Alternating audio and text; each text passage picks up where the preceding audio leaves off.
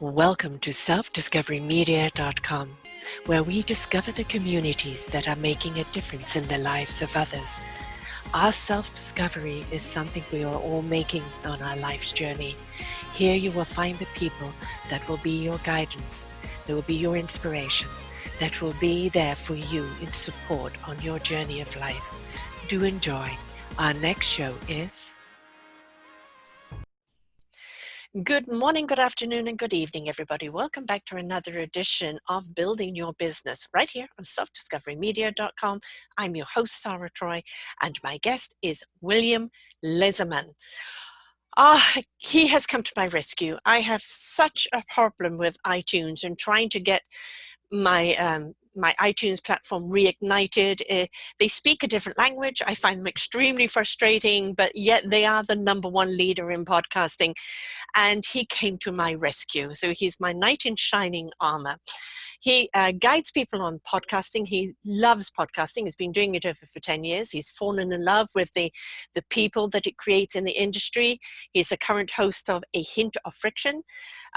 He loves storytelling, strange anecdotes, good friction. And he currently lives in Colorado with his wife and his son. If he's not podcasting, you find him at the movie theater or hiking in the Rockies or playing video games. But he's terribly interacting with podcasts and helping people find their niche with that and how to use it in business. That's the big thing. A lot of people don't realize the benefits of podcasting your business and how to have a podcast to express your business. It becomes a signature of you and your storytelling. There are so many other people doing your job out there, people. So, how you're competing. We don't want you to compete. We want you just to be you. And podcasting is a way of actually being able to express that where people can connect with you or not. So there's a lot we're going to be learning here today. Please do sit back, be comfortable, and here we go. Hello, William. Hi, Sarah. It's a pleasure to be here. Thank you for having me on your show. Our pleasure. And thank you so much for rescuing me because, I wasn't getting iTunes back anytime soon the way I was going. So thank you. Yeah, there's nuance to talking to tech people. And so I've learned that over the years, which is a very niche skill, I would say. So yes. Let's just hit on that for a moment because everybody, especially during COVID, has opened up a podcast and everybody thinks it's just doing it Facebook Live or doing this or doing that. And they don't realize that there is so much. If you're looking at it, doing it seriously, which I have been doing now for 8 years and over 7 years with my own network, this is a career for me. This is, my passion, my job, my conviction. Yeah. And I'm committed to it. And a lot of people have come out with podcasts just to kind of as a promotion or just a blurb or whatever. And they don't realize that there are some technical issues behind that go beyond just pressing the button, doing it and saying goodbye. So, you need to be a little tech savvy, if not have somebody in your corner that is, right? For sure, yes. And that's kind of, that's the big thing these days with everybody starting a podcast. You really need to either just double down and do the research and figure out what goes into actually building a really good podcast, or you have to have somebody in your corner, whether that be a production studio or just having an editor or somebody who knows the industry is also important to really, kind of match what these, I want to say, professional podcasters are doing. You and other people in the world that have been doing this for so long, you kind of need that base knowledge that it used to be when I started podcasting in 2009. It was literally you press play and then you sent it to the world and maybe you made a Twitter post and then you were done. Yes. Now it's not so much. A lot of things focus on, good marketing. What does good sound like? You need to have, what stories are you telling that are intriguing your audience? There's so many things that go into a podcast these days that you really have to kind of know what you're talking about. And it's taken me a long time to get there as well. Like it's been a growing journey for myself. Right. Well, we've kind of laid the path for other people to follow, right? And I've had many hosts on with me as well, other people hosting their own shows on my network here. And some have stayed and really been diligent and realized the value of the platform to express the work they do, would really go in depth, have guests on, answer questions. And then others, it's like, oh, this is such hard work. All they do is the interview. They send everything to me. I do everything else, but they still find it hard, So the thing is, it's not for everyone. Everybody thinks they can do it, but it's not for everyone. And I think one of the important things you've got to remember is self-respect. how you put yourself out, Yep. but also the respect of the person that you're interviewing. And that isn't always an automatic skill with people, is it? No, not at all. I think a lot of people set up a microphone in front of them and think that they can have this whole interview, and they, could be Dan Rathers and know exactly what's going on and know how to. It's almost a push and pull, because one of the things I do really focus on is how to tell a good story. Mm-hmm. And one of the things that people don't understand is how to get a story out of a person. Yeah. And I think that's so critical, being able to ask the right questions, being able to set them up to be able to tell the story that they need to tell to make themselves interesting. You can't just sit down and just go, "Hey, what do you do?" That doesn't help anybody. That doesn't give an interaction. You have to start them off. What was your journey like? Where did you start? How did you get involved in all of this? There are uber critical things that people miss. And I don't want that to sound scary, like I shouldn't be able to start an interview show. You absolutely should. I think everyone should start a podcast. It's a very unique and interesting experience, being able to talk to people from all over the world, but you have to know what you're doing, and you have to be able to do it effectively. And like I said, tell the right stories, or help tell the right stories, to really be able to give people the platform that they need. And the more interesting stories you're going to tell, the more people are going to want to listen. You have a good story, you can tell good stories, people are really going to want to connect with you on that. That is so very important. Podcasting has really stepped into the forefront during, COVID, because, now all, the late night talk show hosts and other, everything that's reality based, have had to go through Zoom to do what they're doing. And what we're seeing, instead of the 2 or 3 minute in the studio, big question, very, poignant, and they're only allowed to say this. I'm not sure we're going to be able to go back to that, because, now with the way they've been interviewing, people are in their homes, they're more relaxed, the conversation has gone deeper, and that is the gift of podcasting. My shows are an hour plus. And, the first half hour is the unraveling, and that second half hour is when the true beauty and the cream come out. And because the person feels relaxed in the conversation. And it is a conversation that you're having. And you want to present a safe place for people in order to actually be able to speak, feeling comfortable and feeling they can reveal something safely. And so I think what we're seeing right now is this way of podcasting and being able to go deeper is just on the climb, and probably going to take over many type of other programs out there in the future. Oh, I completely agree. And talking about late night talk show hosts, you get 30 minutes and maybe that's split into 3 guests. Yeah. You don't get that time. You don't get that time to be able to sit and really have these interactions. And on top of that, we are directly in somebody's ear. We're directly in somebody's face. I have the ability to literally take my phone and go on a walk and have, the McElroys or Kevin Smith or whoever I listen to be able to sit with me and just be, it's almost an interaction between one. It's a one-on-one when you get sometimes. Yes. And you can't do that in a lot of mediums, which is why podcasting is so unique, because I can sit down and have listen to a whole conversation about something I've never heard before, or hear perspectives that I would never expect before. There's so many podcasts out there that do such unique and interesting things that you can't get that in a 30-minute, like, tell us about your movie. You don't get into the nitty gritty of what people really want to hear, and what stories they want to know about and they want to connect with. I mean, I think everybody is looking in this fake news world. What is the truth? And the truth is going to be different to each person. And the more that you have a conversation and unraveling that truth, the more you connect. You connect to that person. People say to me, do you interview celebrities? And I say, everybody's a celebrity that comes on. I celebrate who they are and the journey that they've made and what they're sharing with us. These are golden nuggets of information that we can apply to our own lives or just be inspired by. But even if I do interview celebrities, which I have, they want to be the ordinary people just doing extraordinary things.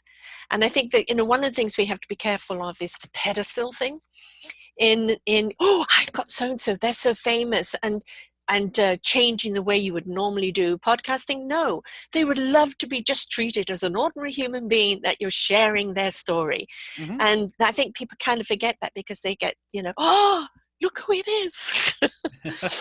And I can't tell you how many times I've worked with clients that have, them like, oh my God, I got this really big person for an interview. And it's amazing. Like, it's such a Yes. good experience to be able to make that connection and talk to this person. But traditionally, those interviews rarely ever like pull away and give you thousands more downloads. It's normally the ones that like the people that are doing things day to day that are like have that different story, that one that you may not have heard, that I always feel like do so much better. And it's just perspective, it's all about being able to tell. I'm going to talk about stories a lot because that's what I love. Yep. But it's just about telling a different story, something that maybe people haven't heard before. We all know who Tom Holland is. We all know who Scarlett Johansson is, but we don't necessarily know those smaller people who are doing things on a day-to-day basis that may be completely different from your experience, like you talked about. Yeah. Or even if you do have those people, the reality of who they really are and not the public persona. Mm-hmm. Because I find in podcasting, that's where they can really show who they are. Yeah. There isn't kind of the big studio camera on them. There isn't just 2-3 minutes just to say the right thing and off they go. It is a platform for really where you can hear them. Yeah. And really see them for who they really are, because this is the platform they can really go in depth with, which is wonderful. Mm-hmm. And you can see so many celebrities have podcasts. Yes, like they get that weekly chance or monthly chance, depending on how they do it, to be able to sit down and just have that moment of like authenticity, which, like you said, you don't always get with big studios time, and you don't always get that. And I support anyone to start a podcast. You all have a voice. You all have something interesting about you that probably something you want to talk about. And I thoroughly suggest at least trying it. I mean, even just sitting down and sitting in front of a mic is so helpful. Yeah. It's therapy to me in a lot of ways. I'm about to say that. I mean, all the shows that I've listened to has been, most wonderful therapy for me. Mm-hmm. Things that you learn. Oh, yeah. I've just done a show on minerals and copper in our body and the effect that it has. I didn't know this, and Mm-hmm. the thing is, it's also how it comes about. In this particular story, his girlfriend had a copper UID and she switched off from him. She went into a depression. They broke up. He decided, well, what's causing this, and went on a journey to discover minerals. And now he's the leading person on minerals and copper and etc. In the world. Wow. And they found their way back to each other. That's so cool. Each taking a separate journey. And you look at that and it's like people's redirect. Mm-hmm. It's you go, why did this happen? Well, it's because you're meant to be here. And this is where we're putting you. And if it's right, you'll come back and your paths will cross again later. Mm-hmm. But each one of you've got to know your journey. And it's that wonderful journey that they take that's so inspiring. And where it led them, and what they're doing now, and who it serves. Mm-hmm. And it's just so illuminating, isn't it? Yes. Stories help people. Like being able to tell the right story can change people's lives. I can tell you from my personal experience, I have so many stories I look back on, or movies or television or books that I've read that I go, oh, this affected me in this way. I can see that in my life, and I can see how this has changed me. And like, you never know how your story is going to affect somebody else. That's why I was actually talking to my wife recently about this, talking about the idea of putting content out in the world. At a certain point, it's not my content anymore. Mm-hmm. I wrote the episode. I built the stories. I tell the stories, and then it's yours. Whatever you do with it, however it affects you in the world, becomes a part of you, and it changes you. Storytelling is such a beautiful, wonderful experience because we get to not only affect ourselves because we're invoking change in ourselves, but we're showing other people how to change in different ways as well. And that's so important in this world, to be able to change and grow and become different people. And stories do that. Stories help you grow. In fact, a lot of stories are built that way. They're built to invoke change, not only from a character perspective, but from an internal perspective, to show you how to change. We all look for strength and courage. Mm-hmm. The strength to carry on, the courage to be able to go through what you're going through, the meaning of it, the why of it. Yes. Right? And the people that I've interviewed who have been through some of the most horrific things that a human being has gone through, who should never go through. Yeah. And yet, having gone through the process and who they are today and whom they're serving, they said if they had to go through it all again to become who they are today, doing what they're doing, they would do it. Yeah. And it's that inspiration of looking at someone and God, they experienced that. I don't know if I could carry on. Yeah. I don't know how I'd react to that, but look what they're doing today. It's an invitation to us to look at, well, what lies within us that we can rise up, that we can step up, that we can face our own challenges, Yeah. right? Because I do believe that inspiration is invitation. That's very good. I do. I agree with that. So podcasting, you've been doing it for 10 years, and the Yeah. storytelling is really where you're at. But what do you have a particular kind of niche? Are there particular kind of stories that you like doing, or particular kind of people that you like to interview? So, if I can talk about my show a little bit, a hint of Yes, fiction. please. Um, the essence of the show is we bring 3 stories to the table.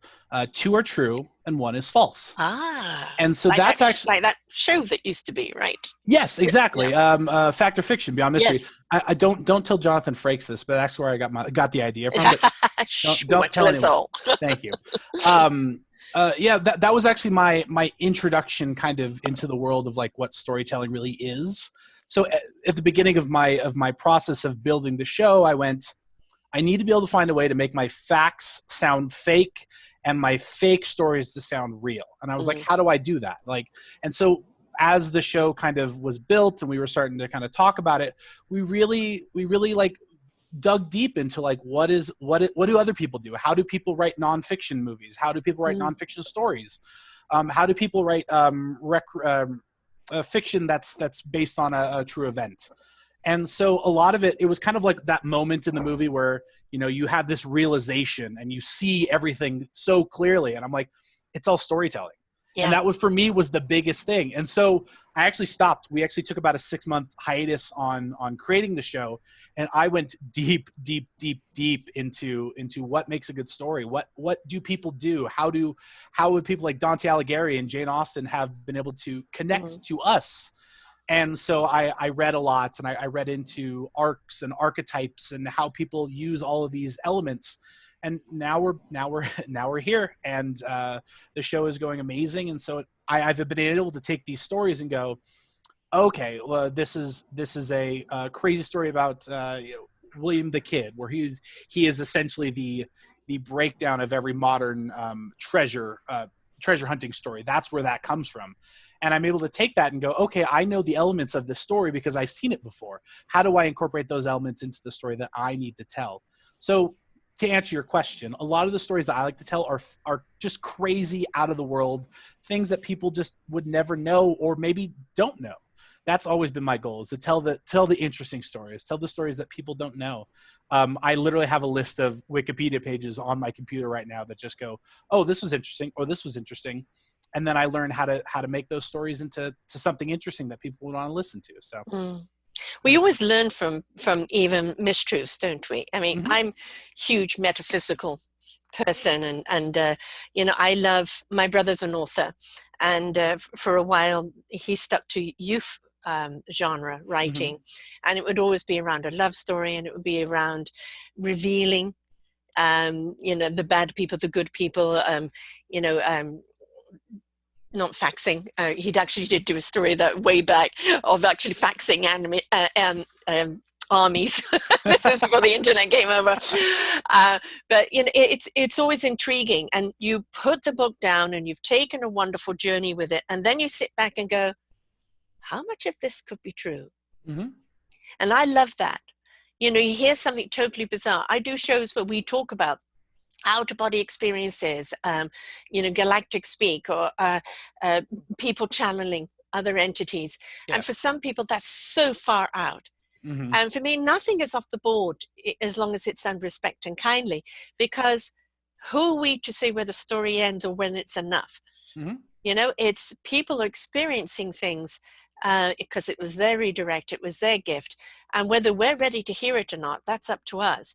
But mm-hmm. that doesn't make the story any less true. And I love things that leave me with a question, is it true or is it not? Yeah. Because can I relate to this? You know what? That may have been fiction, but I don't know, feels like a reality to me.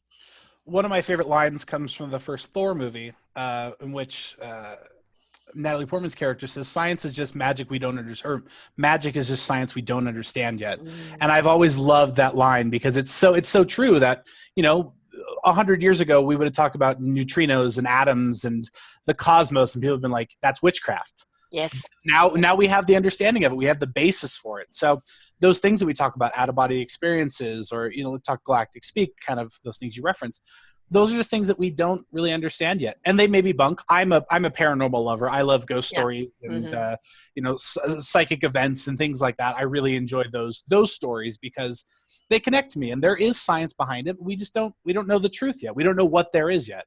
And once I have the truth, then I know it. But until then, it's kind of that mystery that you get to solve in the world. Yes.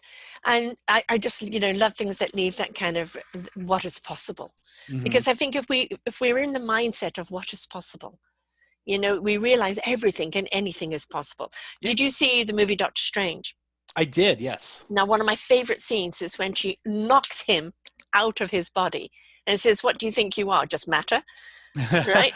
Yeah. And his whole spiritual energy then can go anywhere and do anything. And that's something I so relate to, because I'm more of that spiritual energy than I am the physical. And it was just one of those poignant moments. She explained it beautifully, that we are all energy. Yeah. And as we look at the limitation of what the mind and the body can do, but when we step into the energy and we realize it is unlimited, Mm-hmm. and therefore anything is possible, and that whole wonderment and intrigue allows us to go down in a broader spectrum of what is possible. Yep. I love it. Doctor Strange is one of those movies, and Doctor Strange is one of those characters that he because he has this connection to the ethereal and the alternate planes and the hellscapes, that he has to be this very grounded person, that you have to make a grounded character to have this wonderful world. But he opens up that option of like, what is out there? Yeah. Is there the spirit of vengeance who rides a ghost motorcycle? Yes. What really is out? We don't know, and that's the amazing part of the world. Is there are so many interesting things out there that we don't really know about, and we're every day, I think we're just trying to find that truth. And I think that's whether we are fiction writers or nonfiction or whatever medium you prefer. I think we're all looking for that truth, and that's really what the human condition is about. Right. Yeah. Intrigue. Yeah, I think if we don't have intrigue, if we're not exploratory, if we don't have a sense of adventure and a sense of wonderment, we're not going to learn. We're not going to be inspired. We're not going to be invited. We as an audience have to also step up and be a part of it. And a good podcast will make you feel you're there. Yes, exactly. Right?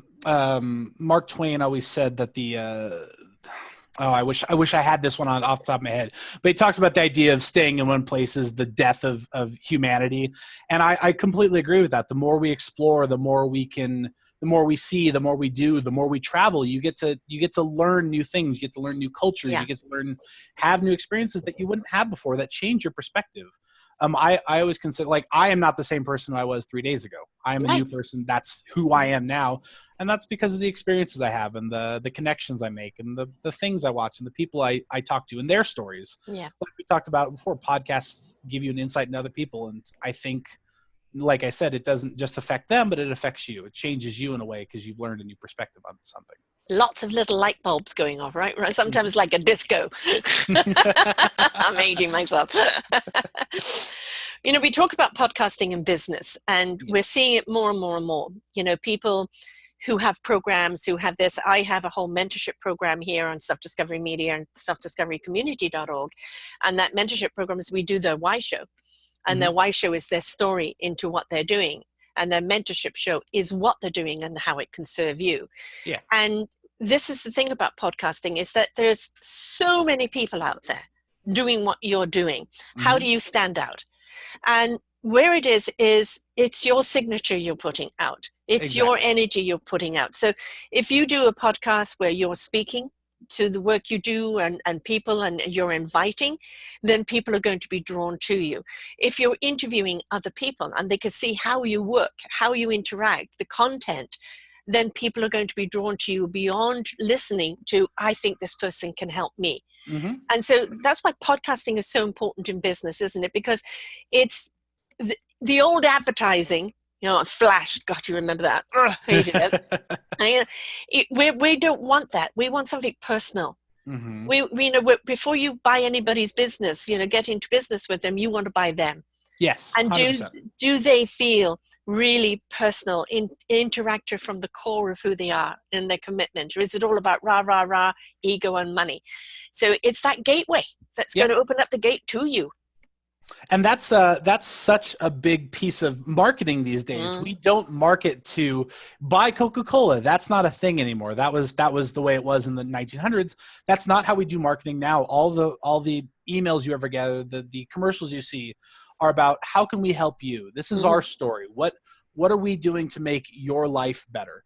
And as a business consultant, as somebody who does podcasting, I think that's ultra important. Is it's not about the product you're selling, it's about Yeah. selling yourself. Yes. And if you have a good story and you have the ability to show why you're doing this thing you're doing. I do podcasts and I help people podcast because I love it. I Mhm. love the stories to be able to tell. I want you to be able to create the content that you want to make. Yes. And being able to help people in a very fundamental level tell stories is oh so important to me. That is my goal in life. That's like if I had to, my human condition is to help people tell the stories that they want to tell. And to realize that everybody has a story. I've had Mm-hmm. so many virgin podcasters on. I've never done one before. And then we get into the conversation and they realize they love it and they end up going and doing one on their own. And branching out everywhere because they suddenly got hooked. Yeah. Because so I do a show every week that's just me, Mm-hmm. my perspective. This week it's mask or not to mask. Because sometimes things just, I've got to do a show on this, Yeah, for sure. And so that's just my perspective, and it's literally press the button and speak and see what Mm-hmm. comes out. But all the other shows, of course, I'm interviewing the person. Yeah. But it's not about just sitting back asking a question. I'm going to send you a list of questions. You're going to answer this. No, that's not conversational. Mm-mm. It's about sharing my part and their part and showing those experiences and how we overcame and what we did and what was the solution and how we can apply it to our life and why is it so meaningful. And that's what you want to leave people with. At the end of the day, when they come off that podcast, you want to know that they have got a lot of ingredients on their plate. Mm-hmm. And a lot of that is a solution of what they can do about whatever the topic problem is. Exactly. And I love that idea of a solution. That is really like your podcast should be a solution to something. Yes. And it Yes. doesn't have to, like, if you want to talk about the newest video game craze, that's totally fine. That's a Yeah. solution to a problem. Yeah. You are reviewing something to help somebody improve something. If you're a tech business or you have like a manufacturing business, your podcast should be a solution to a problem in your industry. I need to know how this technology works so that I can improve my Yeah. business better. That is your goal. That is your goal. And every week you should strive towards that specific goal. How do I improve people's lives so that they want to use my software, Yeah. And don't get me wrong, podcasting is a business. We are, there's a lot of Yes. people who are selling things in a podcast, and that's fine. But you always have to understand that your content really needs to be structured in a way that you are helping people first and foremost. I can't tell you how many podcasts I've listened to where people are like, oh, I did this and I did this, and that's not helpful. That's not interesting. It doesn't give Yeah. perspective. You really have to sit down and structure it in a way that you are helping people regardless if they buy your product or not. And I have, I think, 18 genres myself of the shows that I do and Mm-hmm. all different topics. And I have other past hosts who have had their own topic. But you are still being you. Mm-hmm. I've had, you like Oprah. No, Oprah's like Oprah. I'm like Sarah. What you're going to get here is Sarah. I'm not everybody's cup of tea. I'm somebody's strong cup of coffee. And the people I'm going to bring on are going to be vibrationally within my sphere. Mm-hmm. Right? I'm not going to have the people on that are all about the hate and the this and that. Just not my vibration, not my channel's vibration. We're going to talk about a problem out there. And we may talk in depth about what the problem is, but we're always going to leave you with a solution. Mm-hmm. And it's always going to be conducted the way I do it, because this is my style. Don't try and emulate someone else. Don't try and be someone else, because you're going to lose you, and that's going to show, because you'll lose control of your show. Yep. So many shows kind of go off the wayside because people are like, this isn't what I want. And they just didn't take the time to really figure out what they wanted. I have done so many failed shows where it just turned into something that I wasn't enjoying anymore. It was something that I hadn't originally built. Yes. Or I was trying to structure it off of maybe another method or another podcast that I'd listened to, and it just wasn't mine. And so luckily, and I've been so fortunate to be able to have the time and have the energy to be able to create something I really want to create. And it's taken a long time. It's taken me a long time, actually. Yes. I have been podcasting for 10 years, and a lot of those 10 years was failing. Mm-hmm. But, it's actually, I thoroughly suggest fail as much as often as you can. Amen. Yeah. Because my failures have led me to the place where not only did I was able to make the show that I wanted to make, and I was able to create the stories that I wanted to tell, but I was able to help people along the way. Those failures became experience, and that experience became a path that I can help people down as well to get where I am and farther. I kind of don't look at it as a failure. I look at it as learning experience, and I feel failure is the giving up. Mm-hmm. It didn't work, give up, but it's like, my first show, I was with another network for 13 months and it was live. I always call it the soap opera training, because you're just thrown into the deep end, in the middle of a conversation with someone and somebody drops, and you've got to get back on, or somebody doesn't turn up because it's live, there's always problems. My very first show I did, I pressed all the wrong buttons and it was like a Monty Python skit. When I finally got on, there's a loud plane going over and dogs barking. And she said, "Do you want to carry on?" I said, "It can't get any worse." Well, in live shows it can. Yes, very much so. But it's like, okay, this was that experience. The next experience, it will be different, and it will be different. And I look at my own site to where it used to be and where it is now. And I recently had hired someone to completely update me and make me more modern. And it ended up that it didn't work because he hadn't dealt with people with 2,500 shows. So it couldn't deliver what I needed. Yeah. And so I'm still the same old template, right? But the content is always new. It's always being updated the best it can be. And the thing is you've got to be just as integrative in your show's platform, which I believe should be a website, as you are actually in doing your shows, right? Oh, for sure. Yes. You need a place that people can come and yes. see. And that doesn't always have to be, a brand new website. It could be your Twitter platform. Right. You just have to have somewhere that people can connect with you. And that's so important in this modern, like we talked about, you're not marketing to everyone, you're marketing to one person. Yes. And if you can bring that person into your Twitter and have that conversation, that's an audience member for life. Yeah. I thoroughly feel like the more you can talk to your audience in an authentic way and have those authentic conversations with people, you're changing people. You're right. giving them perspective, you're giving them experience, and you're changing people for the better. You're giving those moments that they'll remember forever, that you may not even acknowledge. I can't tell you how many stories I've heard of people who go into conventions or having conversations with somebody in costume that they liked, and then them, like, that person remembering that moment for the rest of life, even if it was a throwaway for the right. celebrity. Yes. It's those moments become integral to us. Yeah. And, as far as the social medias are concerned, it's, I've had people, because I create a blog for them. So as a True Colors coach, it's the 4 key personalities. I want to address all 4 of those personalities in a show. So it's audio, it's video, it's written, and it's graphic.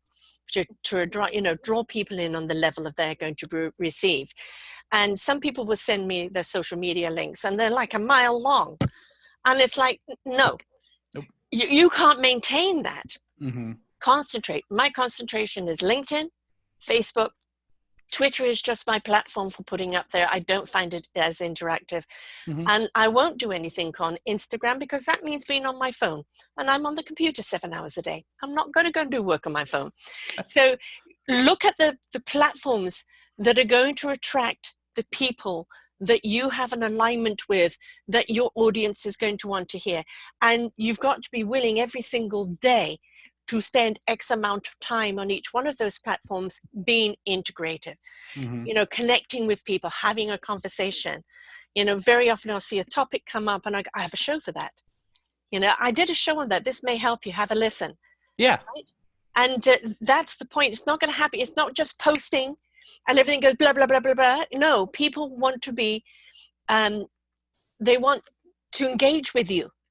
So choose your social medias where you're going to do the engagement, and use the other platforms as to draw people back to where you are doing the engagement. Yep. That's what end of every show. Come check us out on Twitter. Yeah. We have a Facebook group, and that's where I do my most engagement. I can tell you so many good shows, and shows do this really well, but they do like live streams. Yeah. where they just sit, and it's not a show. They're not trying to sell you anything. They're just sitting there talking, or maybe they have a topic that they want to talk about. It's something that I plan to do when I have more time and not a 3-year-old running around. But Right. Yeah. Yeah. once I can do that, I want to, because I want to engage. I want to give you that time. I want to just be able to sit and chat with you and hear about your day, because Mhm. that's, at the end of the day, I may provide a service, but at the end of the day, I want to provide I want to help you. I want to be there for you. Yeah, and that very much is goes to the character of the person. Hmm. Um, and the hardest thing in podcasting is making an income out of it, Yes. right? And it was only recently I started charging people for the interview, Hmm. because each production for me is 4 hours. Yeah. So yeah, and people forget about that because they do it on Facebook Live and they put it up and they forget, as a professional and what you're offering, you are offering a package, and Hmm. that package takes time to do. Through COVID, because my government has been supporting of me, I haven't charged anybody. But people still want you to just do advertising and do this. I won't do advertising. I'll do sponsorship at the Hmm. beginning and at the end. I'm not going to have anything in the middle. People are in a flow. Hmm. I don't want to interrupt that conversation. And so you've got to choose what it is that you want to do and how you do it. But I think we're still in podcasting. There is still the amateur podcasting and the professional podcasting, and still that gray area of how do you charge, whom do you charge, and and where do you do it. So how have you found that gray area? There's and I think that transitional period is so hard for people, Mm-hmm. because you start as an amateur and you don't know anything, you don't know where to go, but then people who are doing it, like the 1%, spend a lot of money doing what they're doing, and they don't, Yeah. and then you also don't want to spin your wheels. Like, do I Right. want to hire an editor, or do I want to do that on my own, or do I want to do marketing on my own? And there's such a balance to that. The best thing I can tell you as a podcaster and somebody who's kind of moving in that direction, I like to think of myself still in that gray zone just a little bit. Yeah. Engage. Yeah. Make sure that your audience knows who you are, and because your listens really don't mean anything. That's an analytic that Yes. tells you how well you're doing. It doesn't tell you how successful you are. Right. But if you know your audience, and you can go and like talk to people, and hey, this is XYZ, or having that connection, that they're going to want to come back each and every time. Also, tell a really good story. The better stories you tell, the better people are going to want to come back for that Right. story each and every time. And all that growth and like all the success that you see in other shows will come with that. Set your building blocks. I always talk, and every time I bring up a new client, we set 3 building blocks. It's good content, good sound, good marketing. And Right. that's really all you need. So good content means a lot of things, though. It means knowing your show, knowing your niche. Where's your audience? How Mhm. are they communicating with each other? Are they on Twitter, Facebook? Do they mostly go to websites? Are they going to promote the show you're doing with them? Exactly. Right. Yes. Are Because they if going to they're be not going to be a part of it, then why are you doing it? Oh yeah, audience. That audience is going to be your biggest growth factor. Yes. You could be on every website ever, and you could be paying somebody to increase your growth, and you could do all that stuff. But if people aren't listening, and they're not going to support you. So even if you got an advertiser or advertisements, it's really not going to matter, because nobody's going to buy your stuff, because they don't know you. They're not buying you. They're buying you at a certain point, Yeah. and they're not buying you. They're not listening. So Right. that's super important. People will say to me, how many people listen to your show? And my answer is always this: all those who are ready to listen. It's a good answer. I can't guarantee how many people are going to listen. Mm-hmm. Oh, I'll only come on your show if there's 5,000 people. And I say, no, that's fine. You don't need to come on my show, because with that kind of attitude, I know we're not going to be in sync. I want the people that is maybe one person listens to the show and it completely shifts their way of thinking, or it becomes the answer that they want and it changes their life. If it's only one person, obviously we want more. We Yes, want of more course. lives changed, but that one person whose life has changed because of it becomes stronger, wiser, and then affects all the people around them. So the ripple effect will ripple out in every way. Yep. If you're going to come out of it, how many people am I going to get out of this? How many people are going to take my services? For me, no. Yeah. It is about you being willing to expose your soul, your heart, and your spirit in what you are doing, and that you're freely sharing. Yeah. And whatever comes out of that is is up to what comes out of that. Mm-hmm. But also people who are willing to then respect the fact that you've done this show with them and do their own sharing with it. And not like, oh, is your show live already? I didn't know. Sorry. And it's like, ooh, that ain't very. I did a whole rule list of podcasting ethics, of do's and don'ts, because I think some people need to know them. For sure. Yes. Yes, I agree. And there are, yeah, you get those guests sometimes that they just don't mesh with the theme of your show or the niche that you're trying to go for. You know, I'm not ever going to bring somebody on my show that's pushy about whatever their content is. That's not Right. That's not good for me. And that's so important. I always talk about, the first thing I bring up is, what's your niche? What are you interested in? How does this affect people? And you know the good shows because you want to talk about them. Exactly. I They've reference inspired you. Yeah. Exactly. I reference the shows that I watch and I listen that have affected me. Yeah. I listen to the McElroys. There's an amazing podcast that NPR did about 3 years ago called S-Town. And it's just the story of this guy who lived in a backwater town in Alabama, but the way it connected to me and the way that like they created this content was like, oh my God, everyone needs to hear this. This is life-changing. And that's what your show needs to be. And it doesn't have to be on a global scale. If it change, like you said, if it changes one person's life, that's change, and that's a positive. And one never knows where it's going to go. I mean, people say, oh, a little show from Canada. You know, my biggest audience is the US. I'm in Brazil, I'm in Australia, I'm in New Zealand, I'm in India, I'm in various parts of Europe. You know, the beauty of a podcast on the internet is the fact that it doesn't matter where people are in the world. If they're interested in what you're talking about, they will find you. And they will listen. So, you know, take away the blinkers and the boundaries, you know, and the borders, and just you're speaking to anyone, anywhere that needs to hear that topic.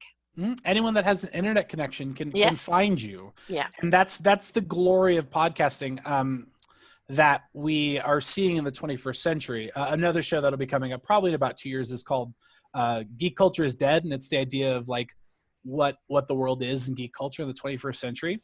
And I think that expands to a lot of different places. Like with the internet, you have the ability to reach an audience that you never thought would reach, or that you couldn't reach before. You know, in the 90s, if you were going to do anything of this sort, or even earlier than that, you had to go through a very structured process. You had to go through a recording agency or a label. And now it's podcasting, and one of the reasons I love it so much is it's put it in your hands. Your business has the ability to build something. You as a person have the ability to build something. It all depends on the time and effort you want to put into it, and how much you love the thing you're talking about. Right. You know, and how authentic you are in talking about it. You know, it's the willingness to learn, the willingness to listen, the willingness to celebrate. Yeah. You know, because really, I think I love people like Trevor Noah. Yes. You know, because it's only with his dose of humor that you can actually watch what's going on in the world. You know, because if I watch the news, I'm just left gobsmacked. And, you know, sometimes, as I said on my own show, I've got to address something. You know, I've got to speak to something, because you know, this is my voice that's coming out. It's not being affected by anybody else's. And we have to be, you know, courteous when we speak about topics. We can't finger point one particular person, because it takes everybody to create the mess that we're in. But it's very liberating to be able to have a voice, whether you're a blogger or a vlogger or a podcaster. It's getting that voice out there, and then other people go, I relate, or I have that opinion, and forming a conversation, because what you want to do is incite a conversation about it. And that, you know, that's the thing about it. But I think the responsibility of podcasting is, it's not your rant and rave. Right? No, it's not for you to get out there and start bashing anyone, or you know, antagonism. We've got that in the mainstream media. We certainly aren't interested in the podcasting. You know, we want to get real here. We want the real people, the real stories, the real solutions, and we don't want any of this manufactured stuff that we've been getting. authenticity is super Huge. important in any form of media. I feel Yeah. like the best movies out there are the ones that are authentic and tell the story of the real human condition. And as podcasters, we can do that at a very personal level. We're not talking to millions of people who are going to go see the next Avengers movie. We're talking to you. I'm talking to Yes. you right now, and Yes. we're having this conversation about my life and how it can affect you. Right. Exactly. Well, you came to my rescue. As I said, iTunes, I can't stand them. Couldn't reactivate my iTunes, and you gallantly came in on your white horse and rescued me. But you help other people with their podcasting. Is it a whole package type thing, or on what avenues do you help them? We do here at Lazerman Productions. We do kind of everything because I've done this for so long. There's so many ways that we can help. The biggest thing that we normally do is editing. It takes for my own show, it takes 3 hours a day just to get Yes. my show up and Yeah. running. And that's so hard to, and I do suggest, if you don't want to go the route of paying somebody for editing, I understand it's very expensive. There's a lot of people who charge a lot of money to do really good work, but it's very expensive. Editing is important though. Make Yes. sure you're making good content and you're making content to the point. If it's all, all over the place, you don't want that. But, editing, if I take that off your plate, say you give me your editing, Yeah. that allows you to do other things like market or, be able to have better conversations with people. If I, on the days that I don't have to worry about marketing, I'm sitting on Facebook, just chatting with people or doing what I need to do to improve my own show, whether that's content-based or marketing-based. We also do marketing work. We also help you niche down your show. Like I do consultations to really help people who just maybe need a leg up or maybe don't understand a specific aspect of podcasting. It's all like you and I, that's how we connected. It was like, you're like, I need help with this thing. And I was like, I can help you with that. So that's really the goal, is to help people make the content they want to make. And I think there's a lot of avenues that people need help on. So right now, to give the big level is we focus on editing, we focus on marketing, but what you do get with Lazerman Productions is the experience and the wealth of knowledge of being able to, what makes a good podcast and how do we make your show the best that it can be? How do we niche it down? How do we find your audience? And how do we just make a really good show? How do you home in? Mm-hmm. And the thing is, the editing, I have to create a video, then the video has to upload, and then you have to create an audio, and my audio goes on 3 platforms. And as I said, it's at least a 4-hour production with each show. And as I said, people don't realize that. They just see it and they just, think everybody just presses a button and magically it happens. But one of the things I do on my shows is that if we have just a little glitch, I own it. Because sometimes in editing, it's too hard to put things back together. And then sometimes you have to slice and dice and rectify. But, like you get somebody with the internet drop. So, while they're dropping, have a little conversation. Oh, we dropped, folks. The internet must be retrograde, and have a chat. And then when they come back, oh, I've lost you for a moment. Love, can we pick it up and own it? Yeah. Because it is internet. And this internet is affected by retrograde, which is a different force of energy, and it disrupts the internet energy. And other glitches are going to happen. So take a deep breath, manage it, cut out what you can, own what you can. People understand things happen. But if you're trying to make it all so perfect, you're going to only stress yourself out. There's an amazing concept in podcasting, which is the one take rule, in which you try to get your audio and your video as authentic as you can in that first take. And that doesn't always happen. There are plenty of times where, my wife and I'll be recording our newest episode, and my son will walk in and need something, or I'll just make a really big goof and not be able to recover. It happens plenty of times, and and sometimes those are good. Sometimes those feel authentic and you can keep those in, and sometimes you can't. And so it's just that nature of like, what do you keep? That's what we do. Is, what's important, what tells your story correctly. Right. Authenticity is good. Flubs are not. Yeah, exactly. I mean, I had somebody on the other day, and his daughter came in wanting chicken nuggets. Yes, it went unfinished, right? And then another kid came, and I said, "Oh, have them come over to the camera and say hello." And he goes, "Nope, she's naked." And the thing is go with it. The dog barks, or this happens, and it's just go with it. Make light of it, because if you get angst, you're going to make your guest all upset. And then Yeah. now you've got this horrible disruption and it's broken that wonderful rhythm thread. So make light, learn to laugh at things, Mm-hmm. right? It's Yep. very important. Yes, and that's what we talk about authenticity. The better you can kind of flow through those moments, the more authentic you're going to feel. There's nothing more jarring than like a conversation stopping halfway through something, and then this major cut in the middle, and Yeah. then it's like starts back up again, where it sounds professional, but it doesn't sound real. No, because you kind of lost the thread.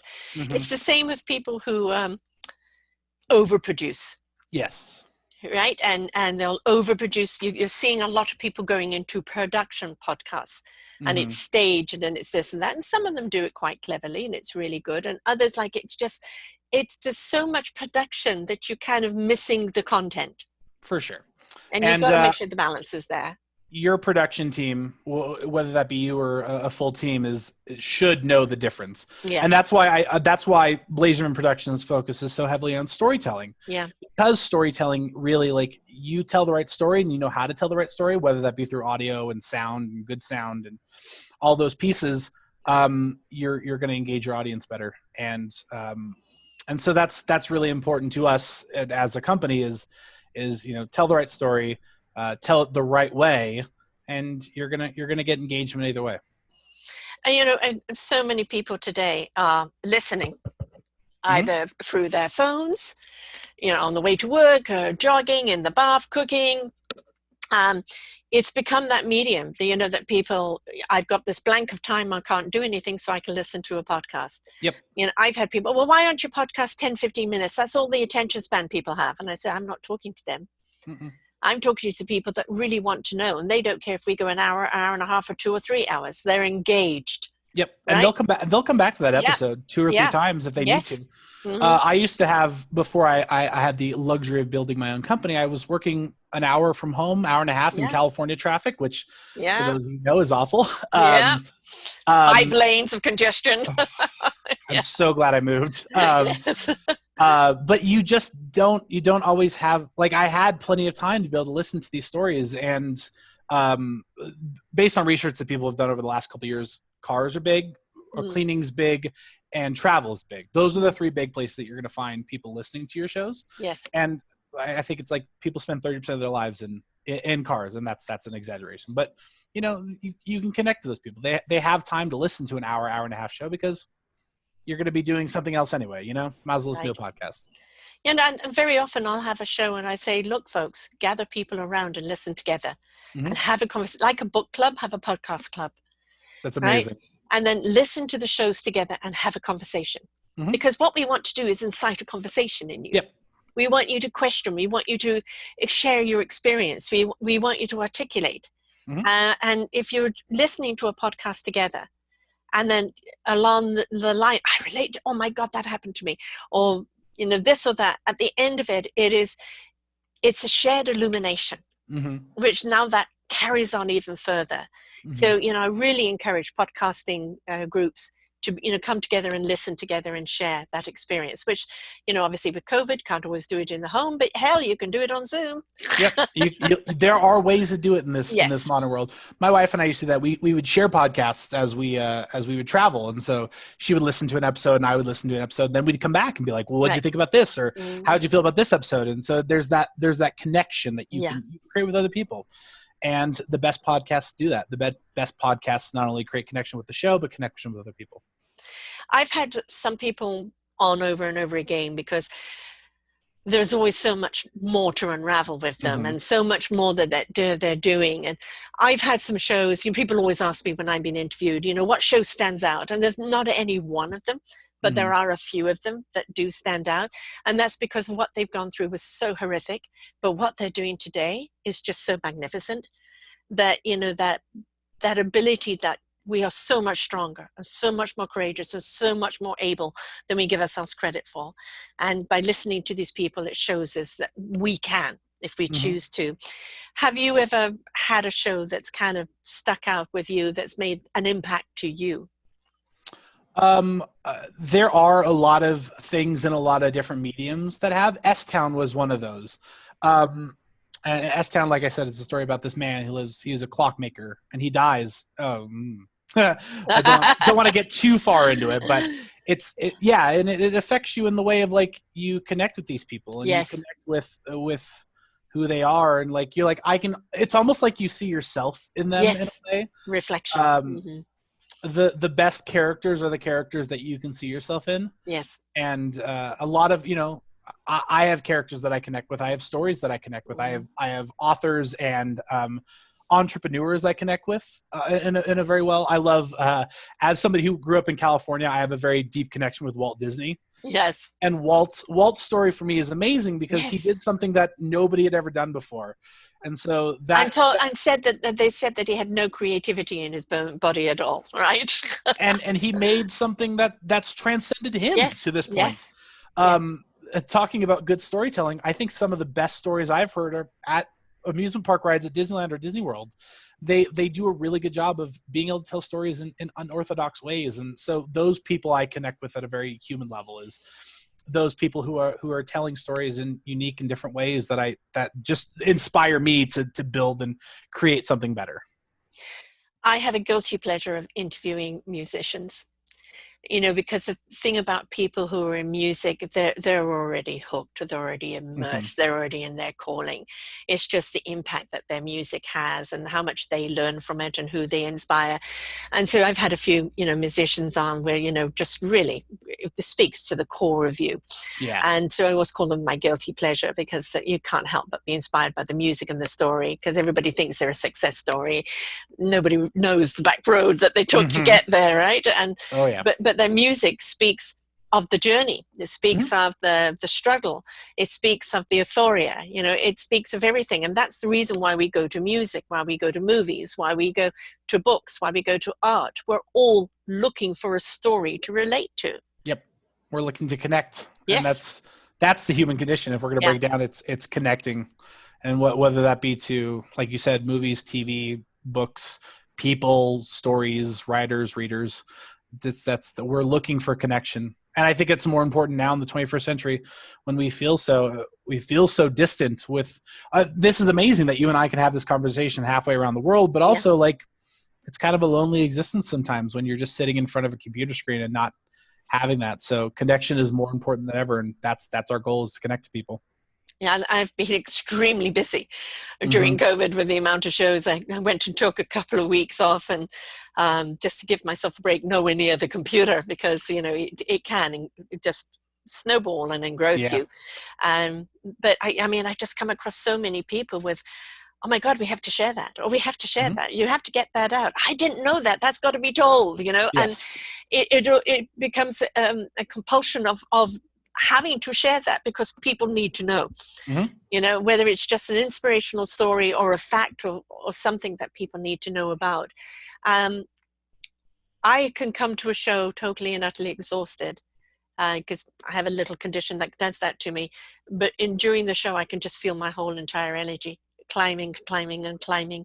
And because of that inspiration, because of It, that connection and that energy that is going back and forth. and it's a little addicting, don't you agree? Yeah, oh yeah, oh yeah. I always get off of either calls or episodes, or if I'm doing an interview and I feel reinvigorated. I go, all right, you want to go run a mile? Like, what do you want to do right now? Like, let's go do something, because it just, I don't know, there's something almost addicting about kind of having these conversations and exposing the truth and telling really cool stories. Yeah, and you can't wait to share it. You can't wait Yes. to do that. And um, then again, it's like somebody will mention something. I've got shows on that. I got Mm-hmm. shows on that. And, they say there's an app for everything. I say I have a show for everything. I mean, for me, I am 65 and I came to this at 57. And I didn't even know what podcasting was at the time. And I've had quite a roller coaster journey in my life in every aspect of it, especially career wise. But my fundamental career is basically I'm a spiritual counselor. Mm-hmm. I am a seer of possibilities and the paths that people can take. In order to fulfill those possibilities, they have to walk it. I Yep. can just show them the map. Mm-hmm. And I found it a very frustrating thing because so many people were choosing to live in the fear and the drama rather than, to invest their energy in the other. Now I have the pleasure of supporting the coaches that are out there doing that work and how they came about, why they're doing this. Mhm. And it's always either a little nudge, nudge, wink, wink, or a cosmic 2x4 that sets them on that path. And some of the cosmic 2x4 says, how did you even get back up? You Mhm. know, and it's just so, I don't know, transcending, you Yeah. know? Yeah, it's that's you say cosmic 2x4, and I feel that moment a couple times in my life. I think everybody has those moments that set Yeah. my own path, and that's amazing that you were able to get into this at 57. I felt behind at 25 when I finally said, "This is what I'm going to do." It's going to take me. It took me 5 years to get where I'm at, and I feel like I still have a whole road to go. But that's amazing to find your ultimate calling at so late. It's just I love hearing that story. It's the rags Well, to riches. and you know, the people I interview, I've interviewed the youngest is 10 and the oldest is 86. And the 86-year-old at 87 started her own TV show, you know? And the beauty of it is an awful lot of people that I do interview are 50 plus. Hmm. And the thing is, they're on their second career in life. They're doing what they really want to do, what a life experience has pointed them to do, and where their passion and their conviction is. Hmm. And if the young people could get over age and understand the wisdom, Hmm. right, then they would understand that they could have all that wisdom at their fingertips to help them on their own journey. I call my shows the Orchard of Wisdom Library, ready for the clicking. And the people that are sharing it, if you add it up, their lifetime experiences that you're getting in an hour and a half, and how much this can mean to you, Hmm. how much this can inspire you and guide you, it's just priceless. Yes. And you don't know what's going to change your life. You don't know what episode's gonna sit you down and go, oh, that's what I wanted to do. I never realized that was the Yeah. thing. And we don't Yes. always get feedback, Nope. you know, and I will get feedback on a show I did a couple of years ago. I just have to tell you that show changed my life completely. And you know, it's wonderful to hear that. But basically, once we've put this show out, we don't know who it's affecting Mm-mm. and what impact it's having unless people comment back. And in a lot of ways, we have to surrender to that and just forget about it. You know, Hmm. we believe in it. We're putting it out with the right energy in it and intent. And who it affects, it's out of our hands now. Yeah, I thoroughly believe, and this is another conversation my wife and I have a regular basis is, what does art mean to you? How does art affect you? And is the art that affects you really the artist, the owner of, is the artist own it anymore? You know what I Yeah. mean? Do I own the content that I put out in the world, or is that yours now? Is that my audience's now? It's a very interesting feeling sometimes when you've done so much work and you've done this research, and then you send it off into the world and then it's gone. It almost feels like it's gone. Like you're Yeah. sending a child off to college and you go, Yes. okay, goodbye, enjoy your life, and then it comes back to you in all these amazing different ways. Yeah. I mean, the reason why I refer to library is that, you know, a library is free. It Mhm. has massive amount of content and whatever you want, and you're going to go in there and get drawn to the book that you want, or the Yep. audio that you want, that you need. And you know, I look at my podcast lineup with 2,500 of them. You can go to the different genres, and you know, I've got some mental health issues, I've got some health issues, or I just want to be inspired by somebody's story. Mhm. And I've broken it down into genres so people can go into it. And when you have so many, you do need to start compartmentalizing so people are drawn to the different thing. How have you done that with your shows? How have you categorized them? So I That's a great question. Unfortunately, because Hit to Fiction is so new, we're only at about 30 episodes right now, and Right. so it's You're hard still to say that building. everything's. Yeah, we're still building that content library, but I think I'm starting to kind of see a pattern of like what I like and what makes sense to go with certain things and stories that really like resonate with each other.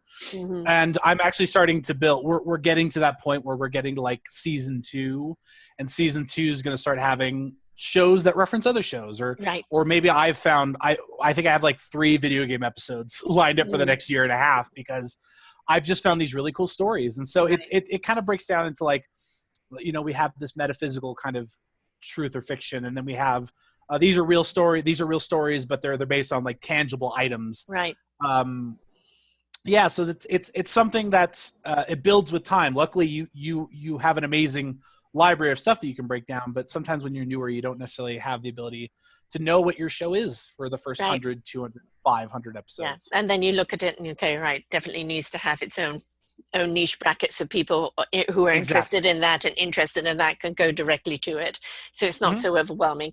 If people go to my what's new, then they're going to go to all 2,500 shows that are going to be there, as opposed to Yeah, and the that's why podcast page where things it like has the different genres. Yeah.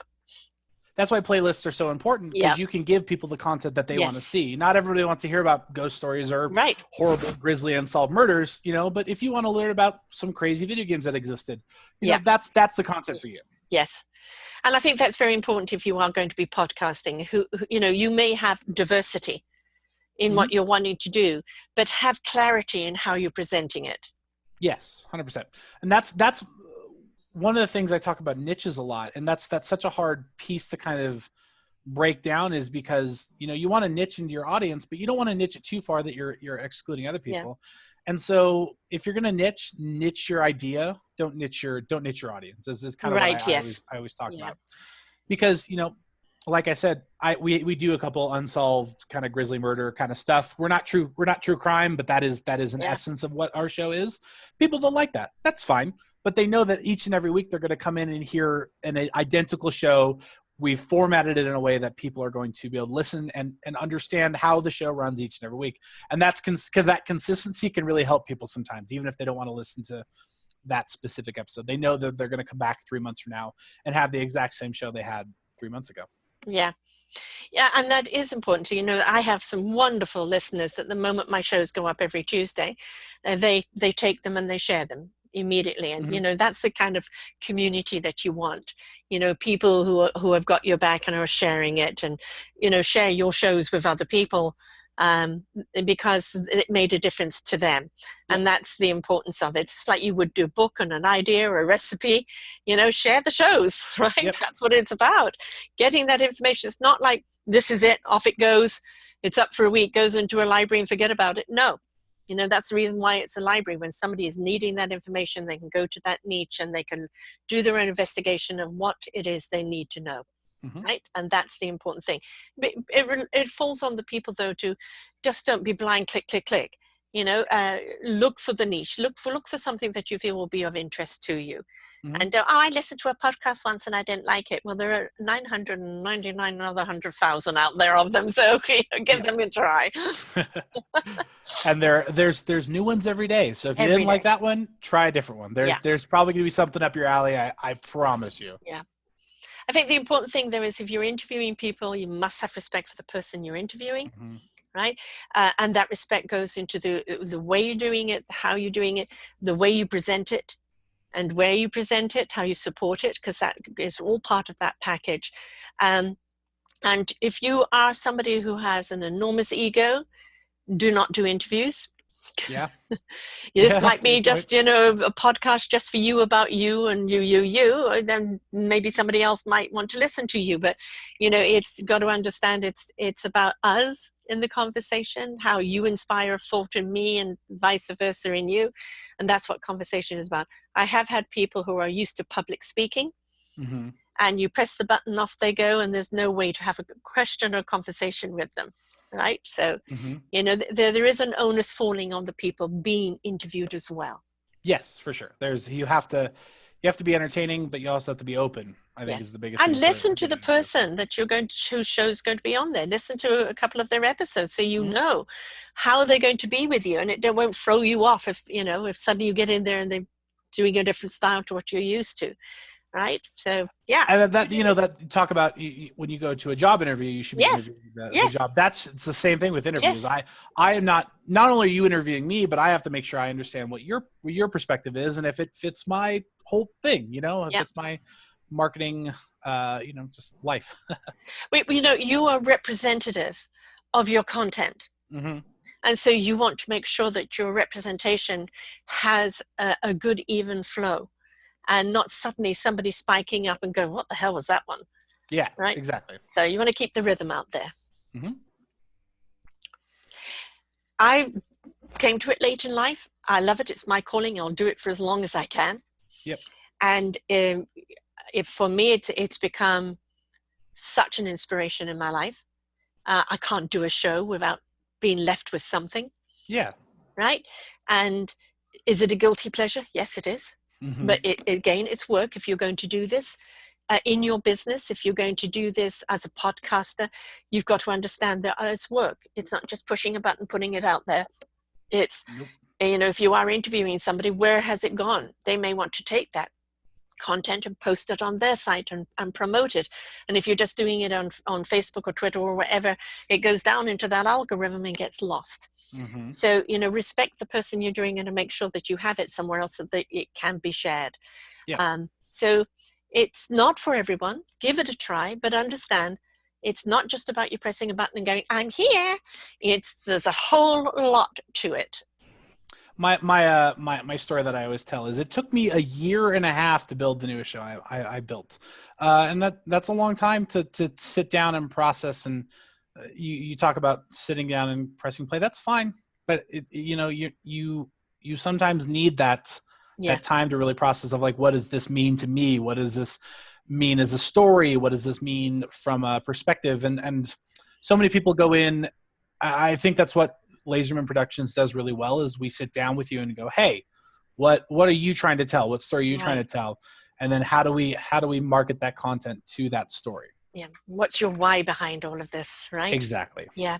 And, using this in business, whether, as I said, so many business people today, coaches and everything else are doing podcasts because it speaks to the work they're doing, or they're interviewing people that maybe have been a client or people along the same line of their business. And it is a way that we get to know who you are in your business. It's a way where we can feel a real connection or not. And so it's your due diligence when you're looking for someone to listen and learn, and do you connect? And it's also the person putting it out. It's not about blah, blah, blah, and I'm this and I'm that. Nobody wants this anymore. We've had enough of that. We want to hear your heart, right? We want to hear your heart. Is your heart in it? Are you committed to this? Is this something you truly believe in? Would you take this medicine yourself? Yep. Right? And then we can buy you. And then we can buy what it is you're offering. Because, we're just not interested in the fake news anymore. Nope. Definitely not fake news. No. And that's the beauty of podcasting. You never know what's going to open up. I've had people at the end of a show that I've never told anybody that. Now I've just told your whole audience. And I said, because it needed to be told. Exactly. Sometimes those stories need to come out, and they need to, everybody. I was at a conference a couple weeks ago, and I had the privilege of speaking about storytelling, which was an amazing experience for myself. And somebody asked, like, what stories do you tell? What personal details do you provide? And I go, it depends on the story. Yeah. What needs to be told in that moment? Is it a joke? Is it a heart-warming moment of triumph and dignity? It just depends. Like what you provide to that story and what you give to that story is so, it depends on what you need, what you feel like people need at that time. Right. And the thing about a story from the beginning of time, around the campfire, the stories that have been passed on has been a reflection of our history in the now. And just like our poets, will speak to the times, our music speaks to the times, our podcasts speak to the times. Yep. Right. And if you go back and look at a podcast from 5 or 6 or 7 or 8 years ago, I'm always marvel of how much relevant information is still there. Even if the person's program isn't on anymore, but the information that is still there that can still be applied.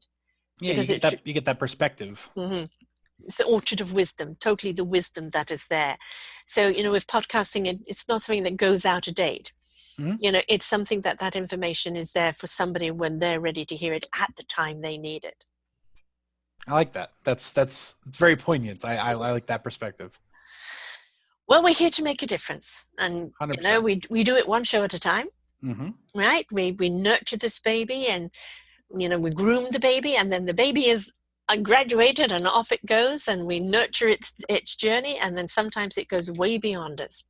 Right? Yeah, it's amazing.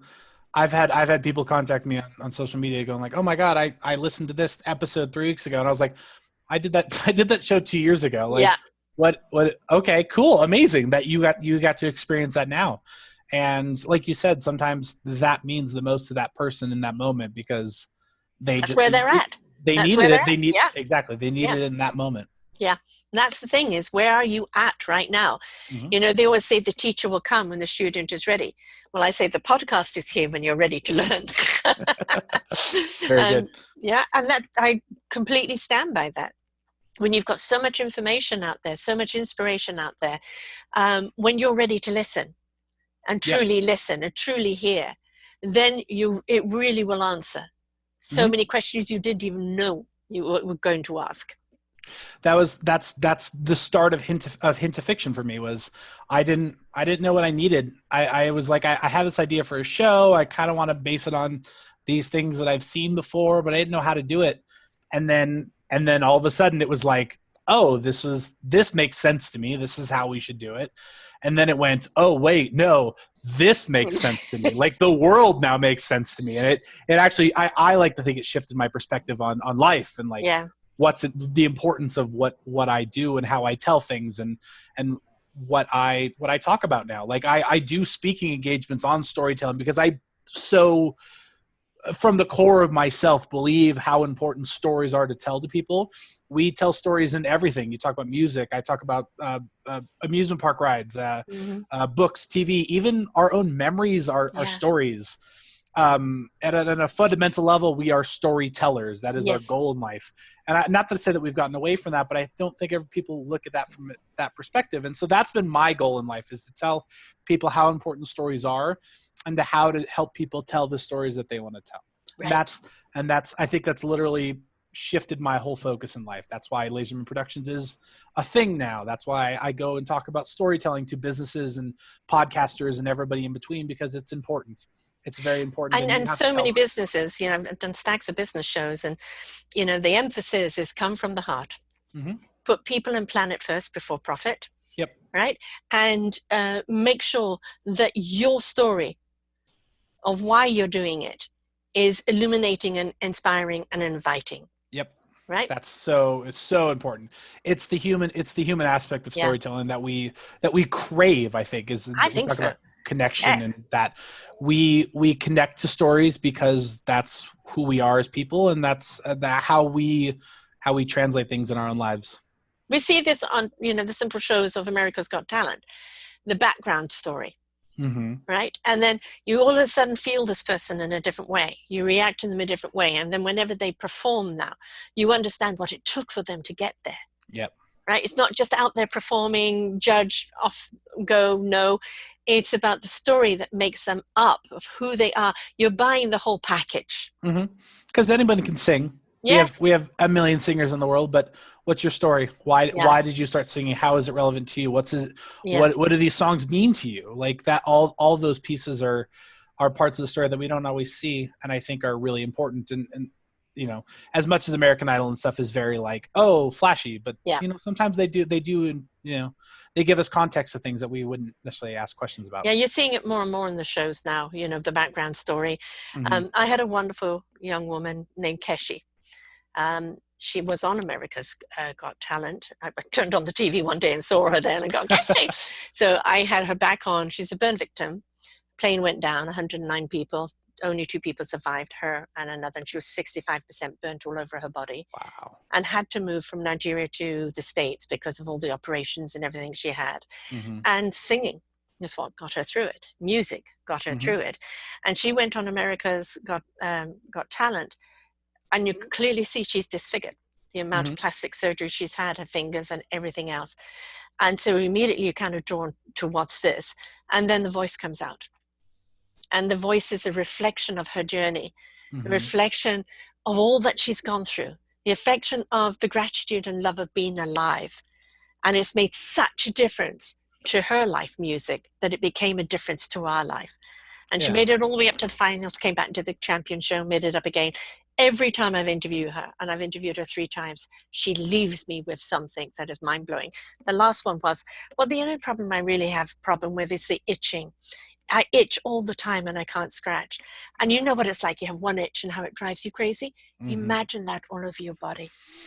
Oh my goodness, that's And yet, intense. Just thinking about it. and she deals with that every day. And yet she chooses song to get her Mm-hmm. through it. She's such a vibrant woman, It's and amazing. I know. And you look at that and you go, what am I complaining about? you know? And you can't help but those kind of stories, being left with you. Mhm. And every time you face an obstacle and you go, well, it's only a little blimp in it, Yep. compared. So, yeah. Or this is the story that I'm going to tell to my grandchildren, which Yeah. is the writing. This is going to be the funny moment that comes out of the tragedy. So Yeah. And why do we have photo albums, which everybody's digital now? We love to look back on what was mhm. because of the memories that are there. And then we love to share those memories in a story. Yeah, it's so right, so true. Yeah. Everything is about storytelling, Yep. whether it is politics, business, or around the table or the campfire. It's always about someone sharing a story. Mm-hmm. And we just happen to capture it in podcasting in its beautiful enrichment, and it's there ready for you to click on anytime you want. Whatever you want. I go back to early episodes, and I like to see my growth. That's Mm, always the fun one I really enjoy. I go back and listen to like my first 3 episodes when I back in 2009, and I go, man, that was a different time back then. I was a different person. yeah, I'm not creating the same content now, and it's fun to watch that growth. And I think if you ever have a chance, if you ever made something, go back and look at it from whatever it be. yeah. You'll I did you'll, that. you'll find something interesting in there. Yes. Well, what I found interesting when I went back, for people interviewing me before I even started the podcasting, was how what I speak about fundamentally, I still speak about. The Mm-hmm. core of what I believe in, the core of everything is still there. It's just now broadened so much more. And just opens up the world so much more and the possibilities that are out there. So podcasting is here to stay. Mm-hmm. So you can choose whether you want to just dabble in it, do it now and again, or want to take it seriously.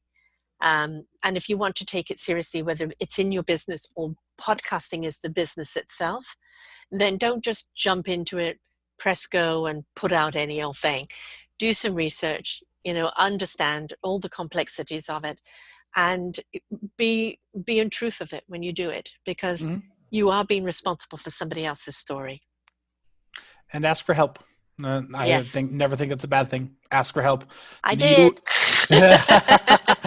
you stand on the shoulders of giants. It's Yes. what we do, and Yeah. everybody has a story, and everybody has experiences that can help you.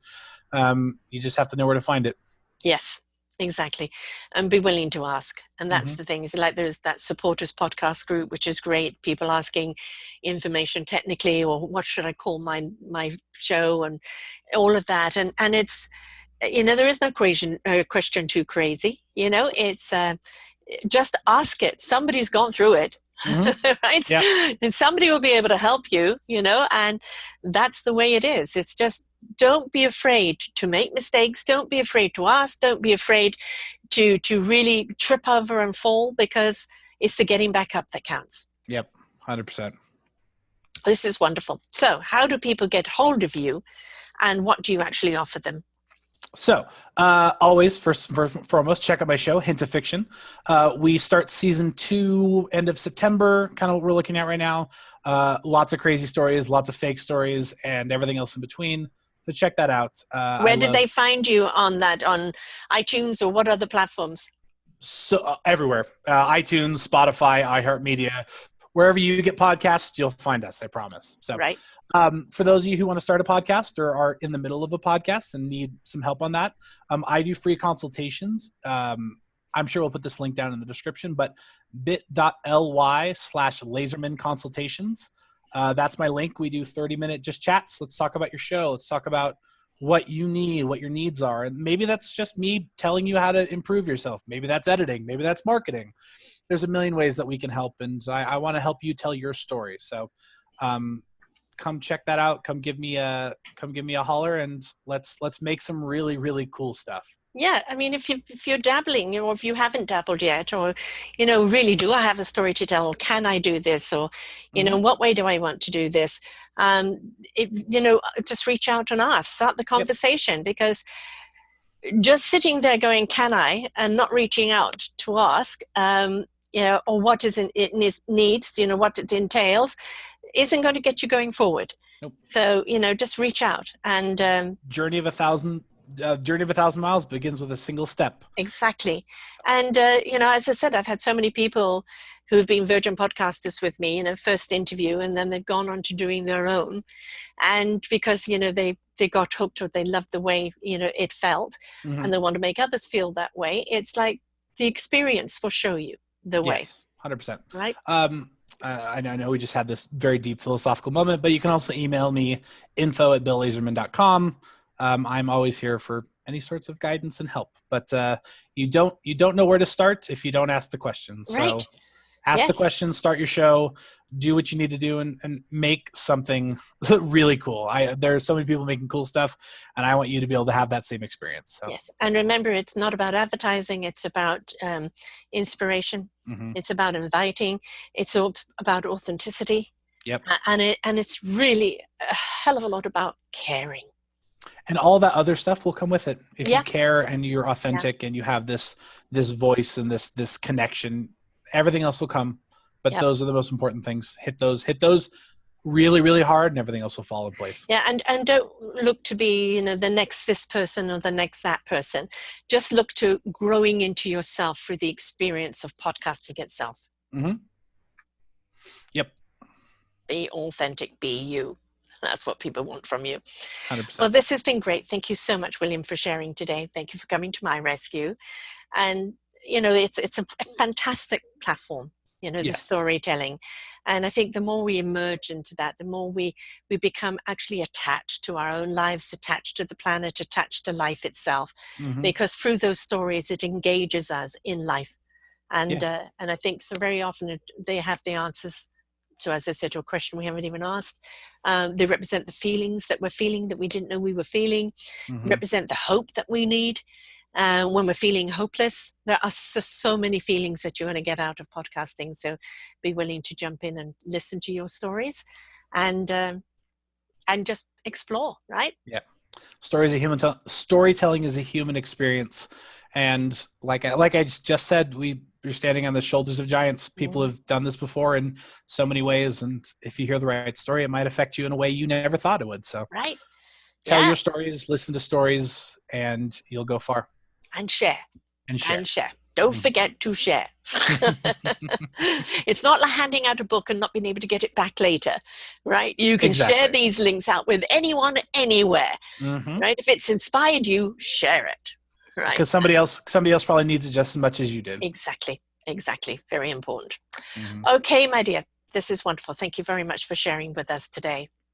It's been a pleasure. You guys have a great day, okay? You too. Remember, everybody, podcasting is a wonderful gift to do, to be on, to share stories, to illuminate people. It is also a responsibility. It also takes some work. Do not be intimidated. If you really feel a conviction towards it and you really want to be a storyteller or sharing of the stories, then just be willing to take whatever it takes to get there, but understand what that means, okay? So until next time, folks, have a good week. Bye for now. We hope you enjoyed the show. We look forward to bringing you more shows. Please go to selfdiscoverymedia.com/shows and you will see the incredible lineup of genres and shows that we have for you. We are here to make a difference in your life. Thank you for listening.